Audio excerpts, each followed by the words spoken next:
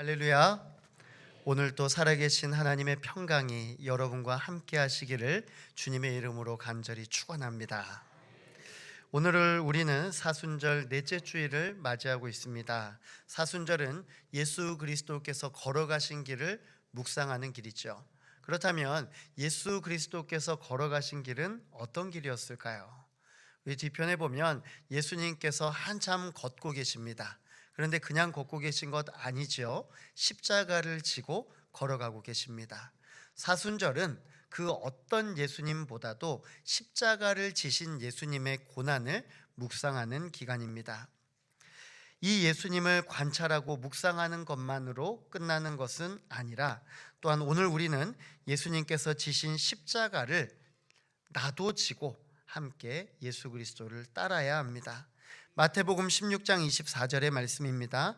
이에 예수께서 제자들에게 이르시되 누구든지 나를 따라오려거든 자기를 부인하고 자기 십자가를 지고 나를 따를 것이니라. 아멘. 오늘 우리는 우리의 사명의 십자가를 지고 함께 예수님을 쫓기를 바랍니다. 우리는 사순절 기간 동안에 함께라는 주제로 말씀을 나누고 있죠. 함께라는 것은요, 우리 교회 공동체 전체를 일컫는 말이기도 하고 예수 그리스도와 함께라는 말을 뜻하기도 합니다. 왜냐하면 예수님께서 이미 그 길을 지나가셨고 예수님께서는 다시 한번 우리에게로 오셔서 함께 이 길을 걷자라고 여러분에게 초청하고 계시기 때문입니다. 그 길은 평지가 아니었습니다. 그 길은 오르막길도 아니었습니다. 그 길은 내리막길이었습니다. 언제나 예수님은 낮아지시는 길로만 걸으셨습니다. 세상 사람들은 높은 길로 가기를 원합니다. 그래서 높은 위치에 서기를 바랍니다. 물론 그 세상을 살아가는 우리 역시 그러한 마음을 가지고 있죠. 더 성공하려고 하고 더 인정받으려고 하고 더 위로 올라가려고 합니다. 그것이 보편적인 인간의 습성입니다. 하지만 우리가 받은 복음은 전혀 다른 길을 제시하고 있습니다. 바로 낮아지라입니다. 낮아지라. 오늘 말씀의 제목은 함께 낮아지라입니다. 함께 낮아지라. 오늘 우리가 함께 나누게 될 본문은 그리스도 찬가라는 이런 별명을 가지고 있습니다. 그리스도 찬가. 여러분, 찬가가 무엇이에요? 찬양하는 것이잖아요. 언제 찬양을 합니까? 그 사람이 높여졌을 때 우리는 찬양을 합니다. 그 사람이 높은 위치에 있을 때 와, 대단하시다고 박수를 쳐드리고 그리고 그분을 세워드리는 거예요. 그런데 오늘 예수님의 모습을 보십시오. 십자가를 지신 예수님을 보면서 당시의 초대교회 성도들은 찬양을 하고 있습니다. 여러분, 도대체 무엇일까요? 점점 낮아지신 예수님을 왜 초대교회 성도들은 당시에 찬양하라 라고 했을까요? 그것은 바로 우리 눈에 보이는 낮아지심이 예수님의 진정한 낮아지심이 아니기 때문입니다. 낮아지심으로 끝나는 삶이 아니었기 때문입니다. 그래서 우리는 그 뒤에 있는 사건을 바라보고 우리는 하나님을 찬양할 수 있는 것이죠. 우리는 오늘 본문을 통해서 성경은 몇 가지 강조하고 있는 것들을 보게 됩니다. 먼저 첫 번째는 우리는 예수님의 마음을 품어야 합니다. 따라해 보겠습니다. 예수님의 마음을 품어야 합니다. 맞아요. 예수님의 마음을 품어야 합니다. 5절 말씀입니다. 너희 안에 이 마음을 품으라 곧 그리스도 예수의 마음이니. 아멘. 바울은 빌립보 교회 성도들에게 예수 그리스도의 마음을 품으라 라고 말씀하였습니다. 여러분, 예수님의 마음이 어떤 마음일까요? 네, 좋은 마음이겠죠. 예수님의 마음은 아마 좋은 마음일 거예요. 그렇다면 그 좋은 마음이라는 것은 무엇일까요? 그것은요, 단순히 감정을 말하는 것이 아닙니다. 예수 그리스도의 마음은 내 손과 발로 표현되는 모습을 말하는 것입니다. 바로 삶으로 드러나는 태도를 말씀하시는 것이죠. 예수님의 삶을 자세히 살펴보면 공통적으로 드러나는 모습이 하나가 있습니다. 그것은 바로 겸손의 모습입니다. 그래서 우리는 예수님을 겸손의 왕이라는 표현을 사용하기도 하죠. 예수님의 마음은 바로 겸손입니다. 그런데 우리나라도 겸손의 미덕이 있습니다. 그렇죠? 우리는 많은 사람들 앞에서 나를 낮추는 것을 아주 당연하게 생각을 합니다. 그렇지 않아요, 여러분? 세상의 그 어느 나라 사람들보다도 우리나라 사람이 가장 겸손해요. 어디를 가든지 우리는 있는 것보다 더 낮추어서 말합니다. 내가 생각하는 것보다 늘 나를 낮추어요. 사람들이 우리를 보고 칭찬할 때가 있지요. 아마 여러분을 보면서 이렇게 오늘 얘기해 보셨다면 어떨까요? 우리 옆에 계신 분들께 한번 이렇게 고백해 볼까요? 오늘 정말 예쁘시네요. 오늘 정말 멋지시네요. 지금 보니까 어떤 분들은 정말 하면서 피시가 웃어버리네요. 와, 여러분 어떠세요 지금? 예, 오늘 정말 멋지십니다. 오늘 정말 예쁘십니다. 그럼 여러분, 이제 여러분이 알아서 한번 답변해 보세요. 그분에게 한번 답변해 보세요. 뭐라고 답변하시겠어요? 하나님의 은혜라고요? 뭐라고 그래요? 우리가 일반적으로 하는 것은 아니에요. 저보다 우리 집사님이, 저보다 우리 권사님이 훨씬 더 예쁘세요. 이렇게 얘기하지 않으세요? 그래요. 근데 간혹 저도 이렇게 말씀을 드려요. 권사님 오늘 정말 오늘 너무 멋지시네요. 오늘 진짜 집사님 예쁘시네요. 그러면 하는 얘기가 있어요. 목사님 이제 하셨어요? 이렇게. 우리는요 내가 그렇게 생각하지 않더라도 내 입에서는 겸손함이 묻어서 나옵니다. 왜냐하면 우리는 겸손을 교육받았기 때문이죠. 어려서부터 우리는 겸손을 나를 낮추는 말이다 라고 생각합니다. 그런데 예수님께서 말씀하신 겸손은 나를 낮추는 말이 아닙니다. 바로 마음으로부터 우러나오는 낮아지심의 행동까지 표현을 해야 진정한 낮아지심, 겸손이다라는 것이죠. 예수님의 겸손과 우리의 겸손은 그러니까 차이가 있는 거예요. 우리의 겸손은 나는 높아요 이미. 그런데 낮은 척하는 거예요. 그런데 예수님의 겸손은 높은 자리에서 낮은 자세로 그냥 내려와 버리시는 거예요. 더 이상 자신은 높은 자리에 있지 않습니다. 당시에 빌립보는 마게도냐 지방의 중요한 도시였습니다. 특별히 로마 식민지 도시였습니다.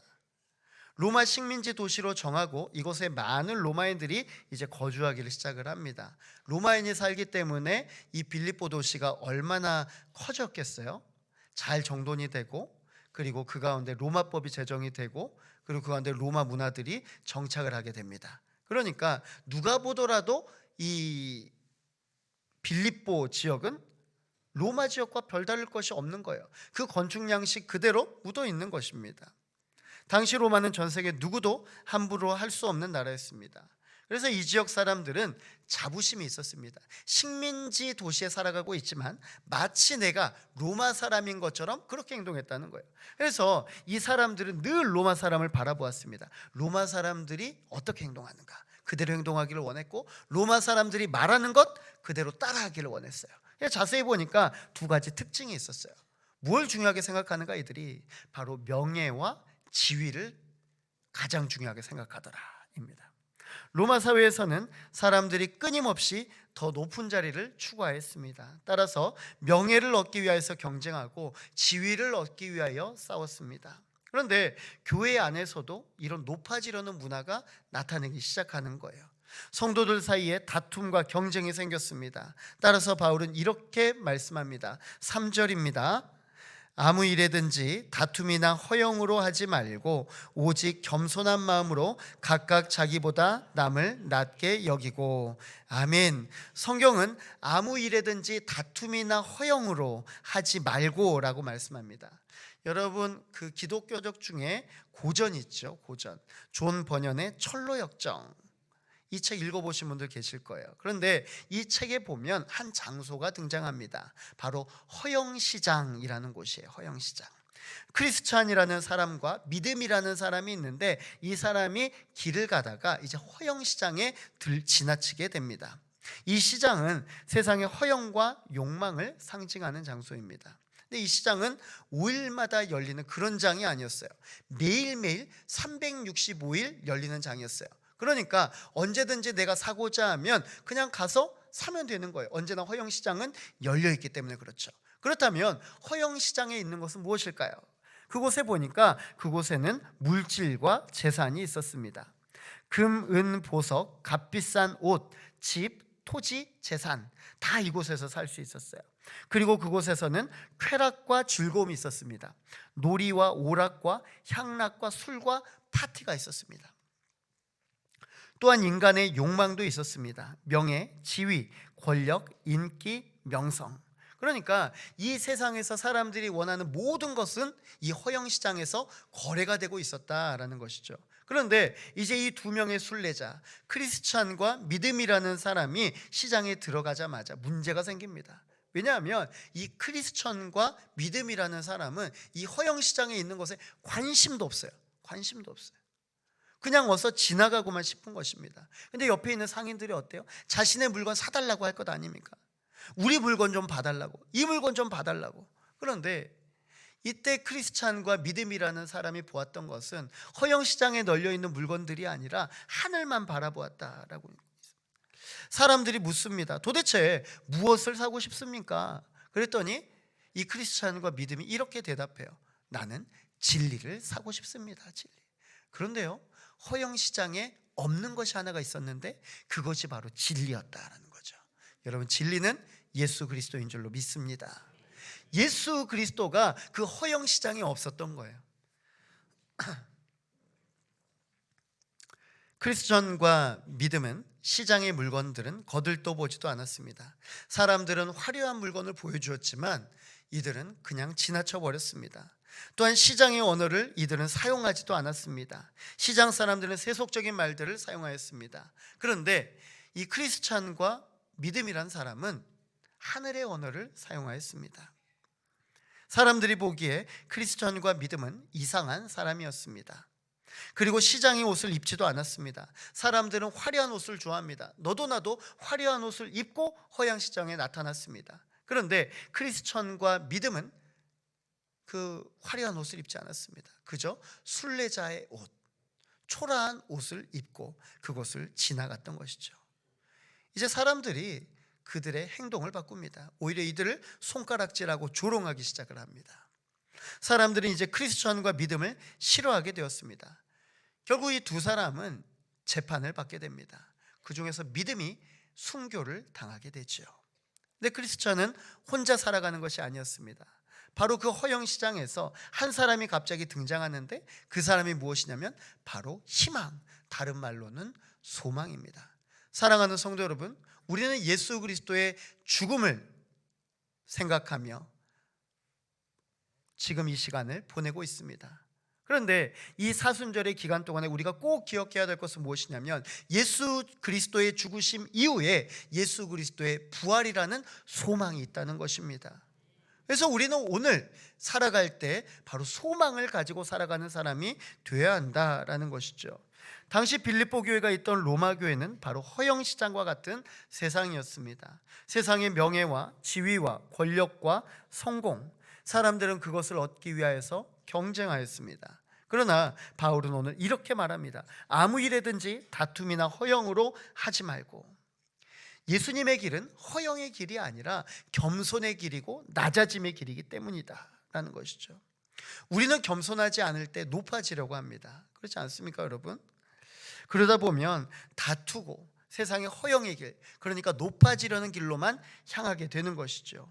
사랑하는 성도 여러분, 교회를 어지럽히게 하는 것, 교회를 갈등을 일으키는 것이 뭔지 아십니까?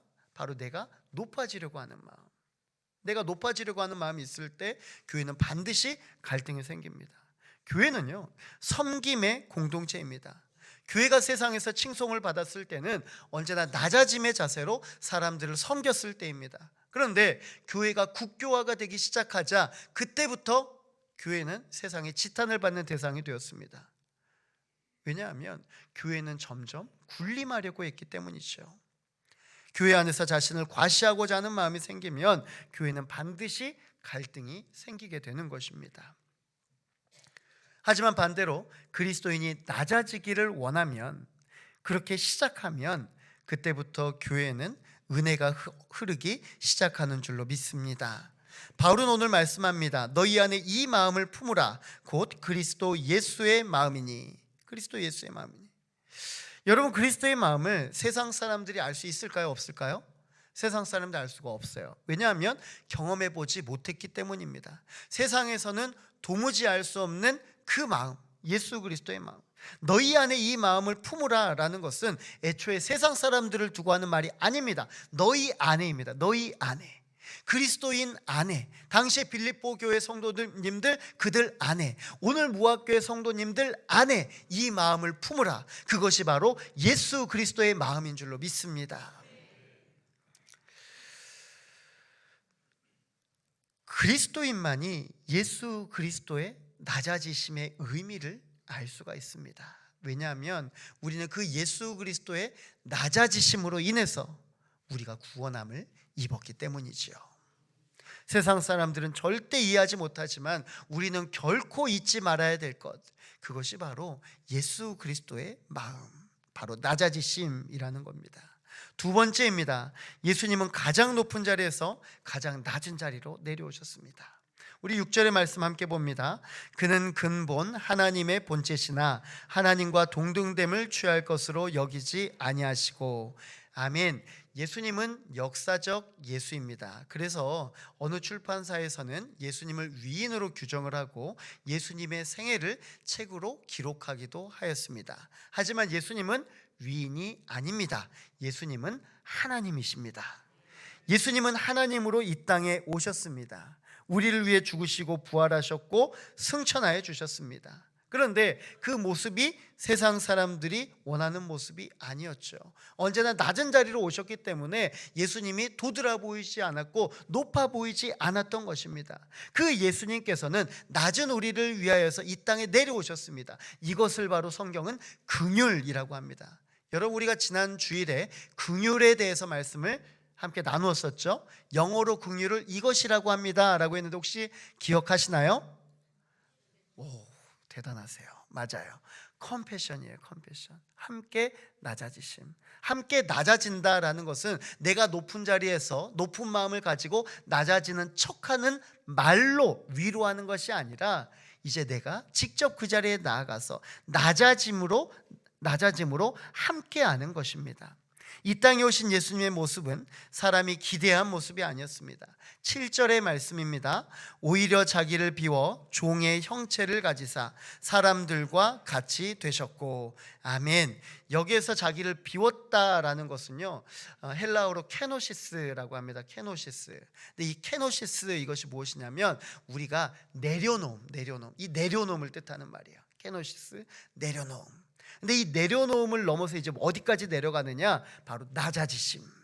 이 케노시스는요, 내려놓고 낮아지심을 말하고 있는 것입니다. 예수님께서 바로 케노시스 하신 거예요. 하나님으로부터 마땅히 누리실 영광을 내려놓고 종의 자리에서 낮아지신 것, 이것이 바로 예수님께서 보여주시는 케노시스인 것입니다. 또한 자기를 비웠다라는 것은 벗었다라는 것입니다. 예수님의 낮아지심을 극명하게 보여주는 것이 바로 벗었다라는 표현입니다. 우리 요한복음 13장의 내용을 보면 예수님께서 제자들의 발을 쭉 씻겨주십니다. 그런데 이 세족식을 쭉 하실 때 여러분이 기억에 나는 여러 가지 상황들이 있죠. 그런데 그 상황 중에 그냥 간과하기 쉬운 하나의 문장이 있습니다. 그것이 무엇이냐면 바로 겉옷을 벗고입니다. 겉옷을 벗고. 겉옷을 입고 있으면 제자들의 발을 씻겨줄 수가 없습니다. 그래서 예수님은 겉옷을 벗고 종의 형체를 가지시고 무릎을 꿇어서 한 사람 한 사람의 발을 씻겨주신 것이죠. 여러분께 질문 드립니다. 당시의 제자들은 옷을 입고 있었을까요? 벗고 있었을까요? 그렇죠. 입고 있었죠. 그리고 당시에 식습관의 문화가 어떻게 되어 있었냐면 여러분, 비스듬히 누워서 먹는 당시 형태를 가지고 있었습니다. 그러니까 얼마나 건방져요? 그렇죠? 건방져요. 비스듬히 누워서 예수님의 발을 씻겨주는 거예요. 제자들은 모두 겉옷을 입고 있었습니다. 내 신분이 낮아지지 않으면 결코 섬길 수 없는 그 자리에서 예수님은 겉옷을 벗고 그들을 섬겨주신 것이죠. 예수님은 낮은 자리에 오시기 위하여 왕의 옷을 벗으셨습니다. 어찌 보면 하늘에서 가장 강력한 왕이신 하나님이 자신의 손으로는 아무것도 하지 못하고 누군가의 힘을 빌어야만 겨우겨우 하루 살아갈 수 있는 어린아기의 모습으로 이 세상에 오셨다. 그것도 마구간에 오셨다. 그것도 목수이신 요셉의 가정에 오셨다. 예수님은요, 이 세상을 살아가면서도 결코 자신을 드러내지 않았습니다. 항상 낮아짐의 자리에 계셨습니다. 8절의 말씀입니다. 사람의 모양으로 나타나사 자기를 낮추시고 죽기까지 복종하셨으니 곧 십자가에 죽으심이라. 아멘. 그 낮아지심의 끝에는 바로 십자가가 있었습니다. 로마의 정치가이자 문필가인 키케로라는 사람이 있는데요, 이 키케로라는 사람이 이렇게 말을 했습니다. 십자가는 가장 잔인하고 혐오스러운 형벌이었다. 이는 국가에 대한 반역 혹은 그에 준하는 중범죄를 처벌하는 수단이었는데, 극악한 범죄를 저지른 이들이라 해도 로마 시민들은 결코 십자가형을 받지 않았다. 십자가형은 노예와 외국인들에게만 해당되었다. 이 키케로는요, 십자가형은 노예에게 가해지는 고문 중에서 가장 극악한 고문이었다라고 말합니다. 그런데 예수님은 그 길을 선택했습니다. 다 알고 계시지만 그 길을 걸어가셨습니다. 오직 그 길만이 우리를 구원하실 수 있는 길이었기 때문입니다. 예수님이 십자가로 낮아지셔야만 우리를 살릴 수가 있었던 것이죠. 예수님은 인간이 경험할 수 있는 가장 낮은 자리에 임하셨습니다. 마가복음 10장 45절의 말씀 함께 보겠습니다. 인자가 온 것은 섬김을 받으려 함이 아니라 도리어 섬기려 하고 자기 목숨을 많은 사람의 대속물로 주려 함이니라. 아멘. 예수님의 섬김의 클라이막스는 바로 십자가의 죽으심이었습니다. 십자가의 죽으심. 결국 예수 그리스도께서 낮아지심은 겸손으로 드러났지만 예수님의 마음 그 중심에는 우리를 향한 사랑이 있었다라는 겁니다. 사랑이 결국 겸손으로 드러나게 되는 거예요. 그리고 그 사랑의 결과가 우리가 바로 구원받아서 이 자리에 예배하고 있는 줄로 믿습니다. 2015년에 경기도 의정부시 한 아파트에서 있었던 일입니다. 한 미혼모가 있었어요. 20대 초반의 미혼모인데요, 그 미혼모에게는 아기가 있었습니다. 그 아기는 3살 정도 된 남아였습니다. 그런데 어느 토요일 아침이었습니다. 평범한 날에 아파트 1층에 주차된 오토바이에서 갑자기 화재가 발생하게 됩니다. 근데 이 화재가 급속도로 번지기 시작해서 이 여인이 머무른 이 집까지 번지게 됩니다. 불길이 집안을 덮쳤을 때 이 어머니는 아무것도 할 수가 없었습니다. 할 수 있는 것은 자신의 3살 된 아기를 꽉 끌어안는 것밖에 없었습니다. 그 모습은 소방관들이 현장에 도착해 현관문을 열었을 때 볼 수 있었습니다. 여인의 몸은 이곳저곳 다 화상을 입었지만 아기는 거의 아무런 몸에 흔적도 없었습니다. 안전하게 엄마 품속에 있었던 것이죠. 하지만 어머니는 이미 심각한 전신 화상을 입었습니다. 그리고 의식도 없었습니다. 응급치료를 받기 위해서 병원으로 급히 옮겨졌지만 며칠 후에 끝내 상처를 이기지 못하고 죽게 되었습니다. 그리고 그 3살 난 아기는 큰 부상 없이 생존했지만 이후에 아동보호기관에서 이제 보호를 받게 되었습니다. 우리가 어머니의 사랑이라고 하면 다 공감할 수 있을 거예요.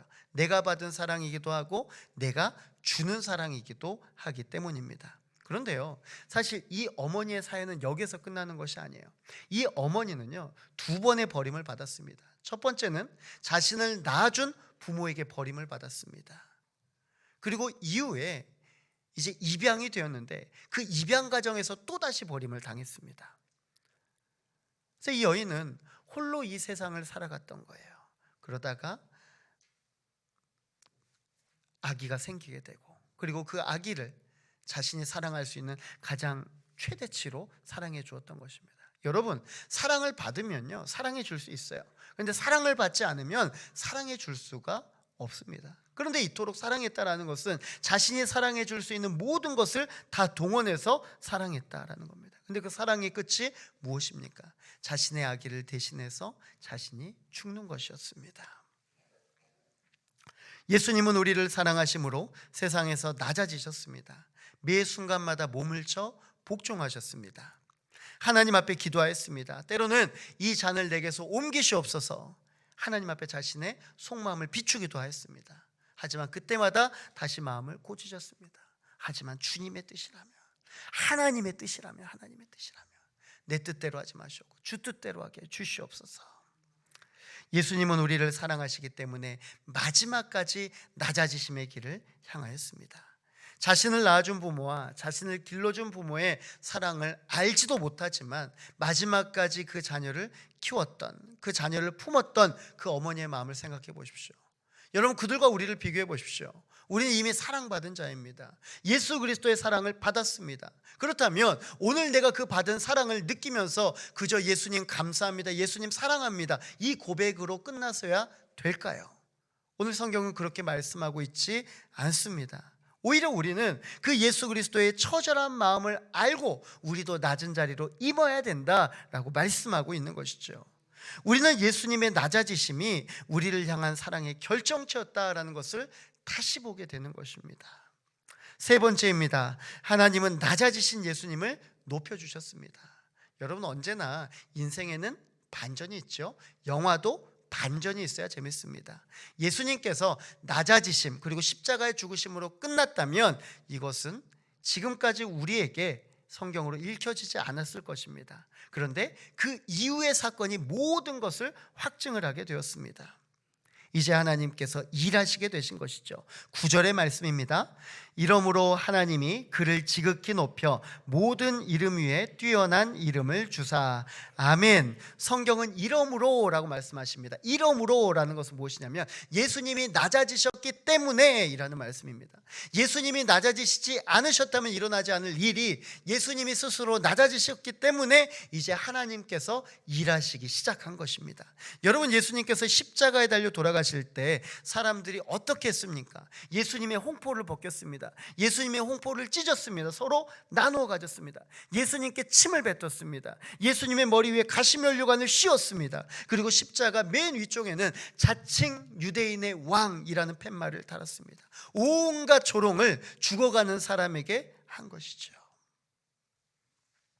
이미 낮아지신 예수님을 사람들은 더욱 낮게 만들어 버렸습니다. 그런데 하나님은 그 예수님의 낮아지심을 보시고 예수님을 부활시키시고 승천시켜 주셨습니다.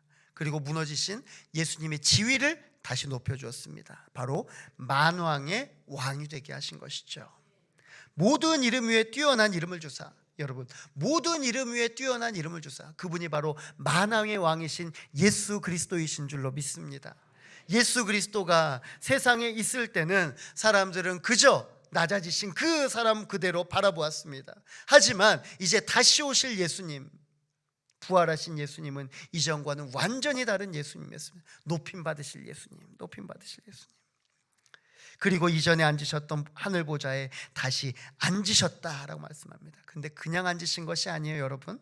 모든 이름 위에 뛰어난 이름을 주사라는 것은 이전에 제자들의 발을 씻겨주실 때 겉옷을 벗으셨잖아요. 이제 그 옷을 하나님께서 다시 입혀주신 거예요. 왕의 옷을 입혀주시고 다시 보좌에 높이 세워주신 것입니다. 예수님의 역할은 낮아지시는 것이었습니다. 그런데 하나님은 그 낮아지신 예수님을 다시 높여주셨습니다. 10절에서 11절 말씀입니다. 하늘에 있는 자들과 땅에 있는 자들과 땅 아래에 있는 자들로 모든 무릎을 예수의 이름에 꿇게 하시고 모든 입으로 예수 그리스도를 주라 시인하여 하나님 아버지께 영광을 돌리게 하셨느니라. 아멘. 예수님은 더 이상 낮은 자가 아니십니다. 예수님은 이제 높은 자가 되셨습니다. 그것도 하늘에 있는 자들 뿐만이 아니라 땅에 있는 자들 뿐만이 아니라 땅 아래에 있는 자들까지도 예수님 앞에 무릎 꿇어 경배했다라고 성경은 말씀합니다. 사랑하는 성도 여러분, 오직 예수 그리스도만이 우리의 주님이신 줄로 믿습니다. 우리가 오늘 무릎 꿇고 우리가 경배해야 될 대상은, 온 세상이 그 앞에 경배해야 될 대상은 오직 살아계신 예수 그리스도이신 줄로 믿습니다. 가장 낮은 곳으로 임하셨던 그 예수님, 그 하나님께서 그 낮아 계신 예수님을 다시 세워주셔서 이 자리에 우리와 함께하게 하신 줄로 믿습니다. 우리 함께 따라해 보겠습니다. 함께 낮아지는 공동체가 됩시다. 네, 함께 낮아지는 공동체가 됩시다. 아멘. 사랑하는 성도 여러분, 오늘 여러분에게 주어지는 이 말씀이 여러분 각자에게는 어떤 의미로 다가오십니까? 이것은 단순히 예수 그리스도가 누구신지 설명하는 것이 아닙니다. 이 말씀은 오늘을 살아가는 그리스도인에게 권면하는 것입니다. 바로 너희 안에 이 마음을 품으라, 이 마음을 품으라. 바로 예수 그리스도의 사랑의 마음을 닮아가라라는 것이죠. 예수님을 닮아가는 것, 이것은 그분의 능력을 닮아가라는 것이 아닙니다. 그분의 기적을 닮아가라는 것이 아닙니다. 그분의 사랑으로 겸손하여지라라는 것입니다. 교회의 공동체가 아름다운 공동체가 되기 위해서는 우리가 해야 할 일은 바로 사랑으로 함께 낮아지는 것인 줄로 믿습니다. 마태복음 20장 26절에서 27절의 말씀입니다. 너희 중에는 그렇지 않아야 하나니 너희 중에 누구든지 크고자 하는 자는 너희를 섬기는 자가 되고 너희 중에 누구든지 으뜸이 되고자 하는 자는 너희의 종이 되어야 하리라. 아멘. 여러분, 겸손은 낮아지는 것이죠. 낮아지는 것은 섬기는 것입니다. 섬김의 삶이 요청되는 자리는 바로 너희 중에입니다. 너희 중에, 다른 사람 아닙니다. 예수님께서 오늘 제자들에게 말씀하신 것처럼 너희 중에, 오늘 이 말씀을 듣고 있는 우리 사랑하는 무학교회 성도님들 중에, 사랑하는 성도 여러분, 작은 자가 작은 자를 섬길 수가 없습니다. 큰 자가 작은 자를 섬기는 줄로 믿으시기 바랍니다. 많은 사람들은 겸손을 약함이다라고 말을 합니다. 예수님께서 십자가에 지신 것을 약함의 결정체다, 그리고 이것은 실패한 삶이다라고 말합니다. 하지만 예수님께서 이 땅에 오신 목적이 무엇입니까? 십자가를 지시고 우리를 위해서 돌아가시는 것이었습니다. 예수님은요, 약함으로 십자가를 지신 것이 아니라 강함으로 모든 것을 이겨내시고 우리를 위해 십자가를 지신 것입니다. 따라서 겸손은 약함이 아닙니다. 하나님의 강함의 능력이 나타나는 과정인 것이죠. 마태복음 23장 12절의 말씀입니다. 누구든지 자기를 높이는 자는 낮아지고 누구든지 자기를 낮추는 자는 높아지리라. 아멘. 사랑하는 성도 여러분, 우리가 낮아질 때 우리 하나님께서 높여주시는 줄로 믿습니다. 아프리카 탄자니아 북부에 시냥가라는 곳이 있습니다. 1년 중에 무려 9개월이나 가뭄이 드는 지역이에요. 그래서 이곳에 사는 사람들은 물을 얻기 위해서 무려 10km 정도나 되는 길을 따라가서 그곳에서 물을 기르어야 했습니다. 그런데 그 기로운 물이 깨끗한 물이 아닙니다. 이미 동물들이 가서 물을 먹고 또 그 가운데 배변을 보고 또 그런 오염된 물을 가져오는 것입니다. 그러니까 얼마나 그 물이 지저분하고 그 물이 위생상 좋지 않겠어요. 수많은 구호단체가 이곳에 와서 높은 지대에 거대한 조수조를 만듭니다. 그리고 어떻게 해서든 물을 이제 받아서 공급을 하려고 합니다. 그런데 물은 금세 증발하거나 썩어버렸습니다. 방법을 찾지 못했어요. 근데 한 선교단체가 이곳에 와서 방법을 바꿉니다. 아무것도 없을 것 같은 그 메마른 땅, 그리고 그 골짜기한 곳을 계속해서 파기 시작합니다. 파고 또 파고 또 파고, 그러다 보니까 어느 순간에 그곳에서 물이 솟아나기 시작하였습니다. 아무도 거들떠보지 않았던 낮은 땅에서 지하 안반수가 터져 나온 것이죠. 높은 산의 고인물은요 금방 말라버립니다. 그런데 가장 낮은 곳으로 스며든 물은 결코 마르지 않는 것이죠. 그리고 이 낮은 물은 우리의 생명수가 되는 것입니다. 사랑하는 성도 여러분, 우리의 신앙도 이와 같습니다. 내가 높은 산처럼 높아지려고 하면 은혜는 고갈되어 버릴 수밖에 없습니다. 하지만 내가 예수 그리스도의 마음이 되어서 점점 더 낮아지려고 하면 그 낮아지는 그곳에 바로 하나님의 은혜가 있는 줄로 믿습니다. 여러분의 가정과 일터에서 스스로 낮은 골짜기로 한번 임해 보십시오. 사랑하는 성도 여러분, 그곳에서 하나님의 은혜로 여러분을 일으켜 세워주실 줄로 믿습니다. 오늘 하나님은 우리에게 분명하게 말씀합니다. 예수님의 마음을 품으십시오. 예수님처럼 낮아지십시오. 오늘 우리가 예수 그리스도를 따르는 모든 자리가 바로 하나님의 사랑으로 이루어지는 겸손의 자리가 되시기를, 겸손함으로 낮아지셨을 때 우리 주님께서 세워주시는 그 깊은 은혜를 체험하시는 우리의 무학교의 성도님들 한 분 한 분 되시기를 주님의 이름으로 간절히 소망합니다. 하나님 아버지,